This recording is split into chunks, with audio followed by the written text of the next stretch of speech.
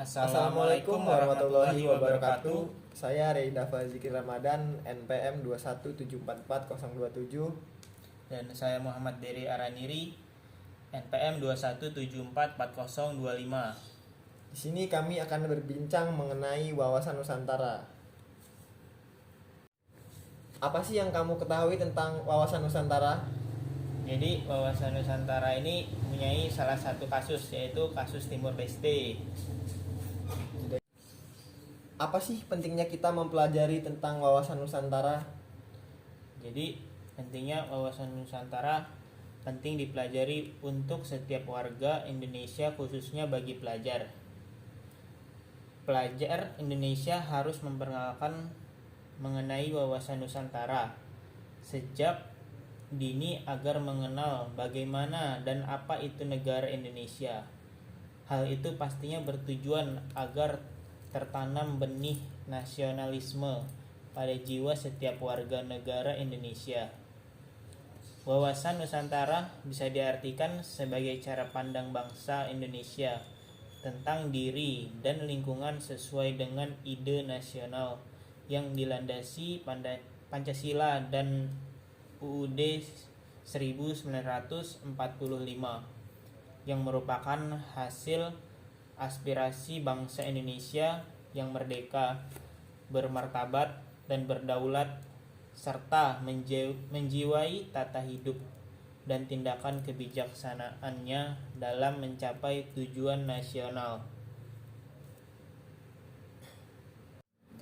Kalau menurut kamu, apa sih konsep yang menyebabkan kemunculan pemikiran wawasan Nusantara? Kemunculan konsep dan pemikiran wawasan Nusantara disebabkan banyak hal.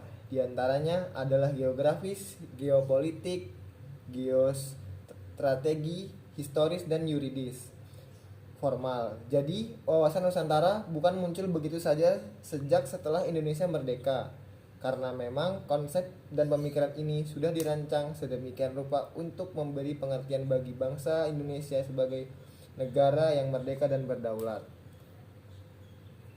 Penduduk Indonesia yang begitu banyaknya akan membawa dampak baik bagi negara Indonesia dengan pembinaan dan pengembangan yang baik dan strategis. Keterjaminan akan pendidikan dan kesehatan menjadi kunci sukses dalam pengembangan sumber daya manusia yang baik sehingga dapat memberi manfaat bagi kemajuan bangsa. Selain itu, Indonesia mempunyai kekayaan alam yang begitu banyak dan melimpah seperti tambang, perkebunan, tanah pertanian, dan masih banyak lagi. Itu semua tersebar di seluruh wilayah Indonesia yang sangat bermanfaat untuk kehidupan warga dan negara Indonesia. Oleh sebab itu, bangsa Indonesia harus tetap menjaga persatuan dan kesatuan. Berdasarkan aspek historis, wawasan Nusantara masih berkaitan dengan pengalaman sejarah Indonesia sejak masa kerajaan hingga kemerdekaan. Mengingat dulu ada banyak kerajaan yang berdiri di wilayah Indonesia, seperti Kerajaan Majapahit. Kemudian dari Majapahit muncul nama Nusantara yang mencakup seluruh wilayah Indonesia. Lalu terdapat penjajah-penjajah yang membuat nilai-nilai persatuan muncul untuk mencapai kemerdekaan. Hingga akhirnya bangsa Indonesia bisa meraih kemerdekaan setelah sekian lama menjadi objek kolonialisme. Hal itu kemudian patut untuk dijadikan sebagai pembelajaran dalam memperkuat persatuan baik antar suku bangsa Indonesia maupun kedaulatan wilayah Indonesia. Contoh kasus apa saja sih yang ada di wawasan Nusantara? Jadi contoh kasusnya yang ada di wawasan Nusantara yang pernah terjadi di Indonesia, salah satunya adalah sengketa terpecahnya negara Timur Leste yang terlepas dari Negara Kesatuan Republik Indonesia.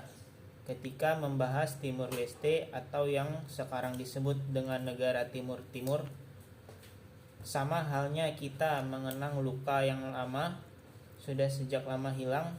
Wilayah itu dulunya merupakan bagian dari wilayah Indonesia. Namun setelah Jajak pendapat Timur Leste membelah menjadi bagian negara sendiri yang terlepas dari Negara Kesatuan Republik Indonesia sendiri yang terlepas dari Negara Kesatuan Republik Indonesia dilihat dari jejak asal-usulnya. Timur Leste merupakan wilayah jajahan Portugis pada masa silam. Sengketa perbatasan yang terjadi antara Indonesia dan Timur Leste memang lebih disebabkan perebutan lahan pertanian atau sumber daya alam antara kedua warga negara, yakni warga desa Haumeni, Kecamatan Bikomi Nilulat, Kabupaten Timur Leste Tengah Utara, Nusa Tenggara Timur, dan warga Pasabe, Distrik Oekusi, Timur Leste. Permasalahan mengenai penetapan sengketa batas wilayah antar kedua negara juga menjadi pemicu.